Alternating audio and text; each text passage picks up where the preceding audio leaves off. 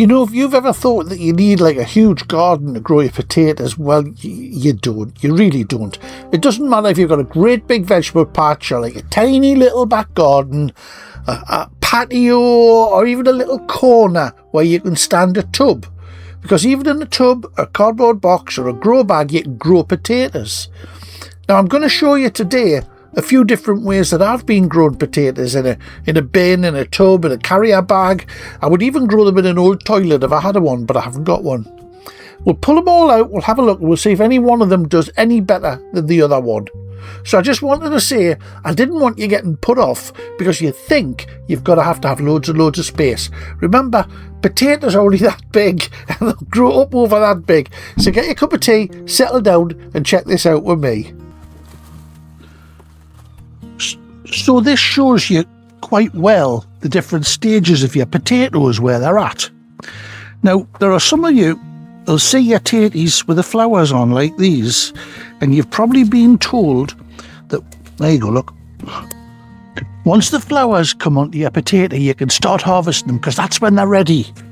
Wrong. Then you might be told, well, once the flowers have died, then it's time to start harvesting your potatoes. Wrong. There's only one time to start harvesting your potatoes, and it's when they start looking, when the plants have turned yellow and they've fallen over. That lets you know the plant has finished growing. Now, if you enjoy videos like this one, then please consider subscribing at the end, or if you're not quite sure, just hit the little like button and that'll help us grow this channel brilliantly. Now, you don't need to harvest your potatoes straight away. That's not really necessary. What you can always do is, if you just cut the plant off, here's what I prepared earlier. So, here we go. This shows it really well. The leaves have 3/4 all gone brown and the plant's fallen over and it's finished growing now. It's set the seed. That's the flowers you saw coming. All the flowers means is that the plant is getting ready to set seeds that it'll drop. They look like the little cherry tomatoes, you know, the little green ones. It'll drop those seeds and then the new plants can grow from that. But the potatoes underneath haven't finished swelling. My tip is that when the flowers come through, hit them with as much water as you can because you want those tubers to swell. And that's what potatoes are, they're tubers. So if we just cut these off like this and chuck them into the compost heap, I'll just put them down here for now. They'll rot down beautifully. Now the potatoes can stay in here until you're ready for them. As long as you don't leave them out in kind of snow and ice, because they're in a container, temperature will get through and the freeze will freeze the potatoes and it'll damage them. Now, with potatoes, and what's this one? This is Pentland Javelin. Now, with potatoes, you never truly know what you're going to get until you get it. So it's always a bit of a mystery. Now, this one is one of the ones that was grown in the little barrels. You know, these beer barrels were planted in. I've also got some that were grown in plastic bags, bin bags, and I've got some that were planted into dustbins. And I thought we could just maybe pull one of each and have a look what's in. I'm terrified at this point because if I turn this over and nothing falls out, credibility out the window, if ever I had any. So we take that off there. Plenty of worms. Lots and lots of worms. Now let's just break it apart. Oh, I can see something. So if we break it apart, and what I'm looking for is these beautiful, fresh, new potatoes. Good size on them. A little bit sticky because the compost that I put them in had an awful lot of horse dung in as well. Actually, there's quite a few in here, you know. I'll just stack them up to one side and then I'll that's what we planted. Can you see it? Now I'll let you have a look. Now, if we'd left these in a bit longer, these weans would have grown a bit bigger. Not much, but they would have grown a little bit bigger. Now, there's this thing going around at the minute that says when you take your plants out, if there's a stem left in here, like this, take that tatey off. If there's a stem there and there's a tatey on it, you can replant it. Put it back in, it'll grow. Wrong. It won't. Don't fall for that one. If you fall for that sort of thing, I've got a bridge in London I'd like to sell you. So these are doing okay. Remember, it's only in a wee bucket, really. It's not like we've planted into the ground. So it's not getting all of that constant water. It's only getting what I'm feeding it. But these are enough to have a couple of good boilings on, I tell you that. What about that then? Does that look okay? Well, I think it does. Can you see that? All of that out of there. And I think we might have put 2 potatoes in that one because it was just a little. So you can see here that the compost and the soil that's left has actually rotted down a bit more. That horse muck is now rotting down beautifully. So I can reuse this to plant some more potatoes. Now I know what you're thinking, it's too late in the year for potatoes now, you'll never get them, but you will. If you plant them now, sorry, I'm just trying to be able to breathe. If you plant new potatoes now, you'll be able to harvest them again around about the end of November. They'll grow so far, and you'll probably get them about that size. But you'll have new potatoes for Christmas, and there's nothing nicer than that. Not just because they're tasty or they're good for you, but just think of the bragging rights when you're sitting there with all your family and Uncle Bill's telling you he's just bought a brand new Jaguar and your Auntie Mary's just bought a 9-bedroomed house. You can pick one of these babies up on your fork and say, "Aye, but I grew that." Let's have a look at one of these other ones now.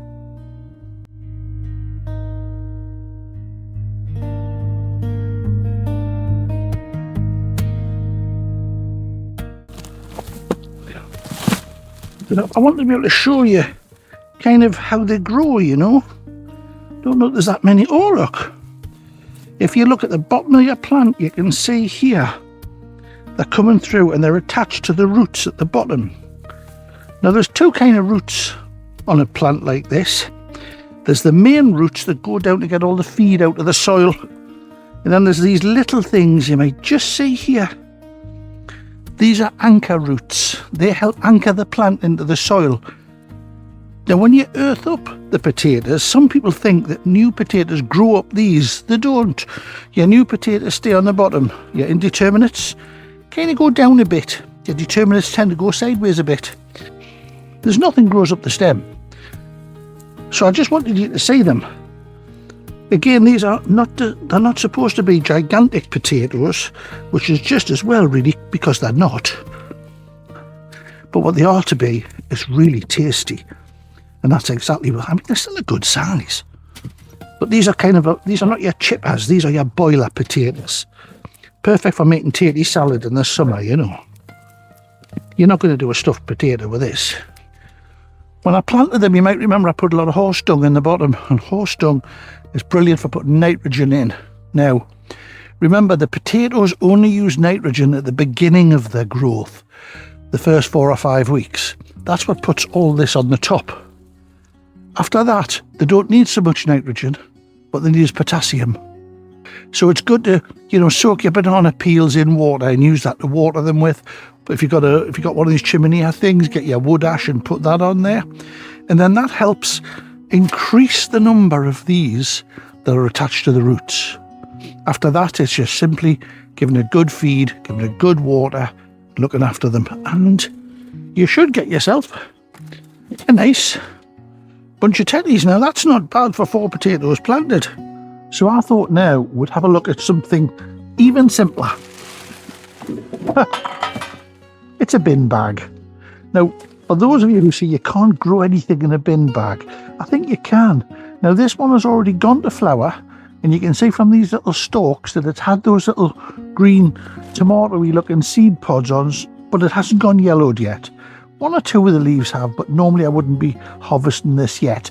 But I just wanted us to take a look in so we can see that even in a bin bag in the corner of a backyard or a balcony, you can still grow potatoes. Let's have a look and see what we've got. I'll look a right fool if there's nothing in this, won't I? A few moments later. Well, let's take a look now we've pulled it out. Oh, I can see some. Oh, not bad at all. I'll pop them down here so you can see them. Now remember, this is just... What were these ones? Oh, the spuds were question mark, means they just came from Tesco. It was just some of the tatties that I'd had in the bottom of the kitchen cupboard that I literally threw them out and planted them. And here you go. Ah, it's a good little harvest on here. This is every bit as good, if not better, than the seed potatoes were planted. There's a lot of them as well. There we are, that seems to be about it. Now that is what we planted, you see? The old potatoes there. I know that we put 2 in at the time, but we're getting a good little harvest back there. And remember, all this stuff now is prime compost. There we go. There's a couple of boilings on there. That'll be nice. Good sized potatoes. There'll be potato salad tomorrow. I might even do a few nice roasties. Easy as that to remember. Potatoes to eat, compost to use, and the new greens will go back into the compost heap and produce the compost for next year's planting. So I think that proves that you can grow potatoes in a bin bag. So I did well at the old garden centre the other day. They were selling these off. They're only about £4 a bag. They're seed potatoes, and they were knocking them out for £2.50. So I bought some. I don't normally buy seed potatoes. I haven't for years, but I didn't have anything in the kitchen that had already started to chit. So I purposely went out and bought these because they are chitting now. So that's the first couple of weeks to get your chits going. So that's not bad at all. So we've taken another one of these. These are those kegs. Remember I was showing you how to turn the old beer kegs? I'll put a link down below to how to make your own deep planters out of old plastic beer kegs.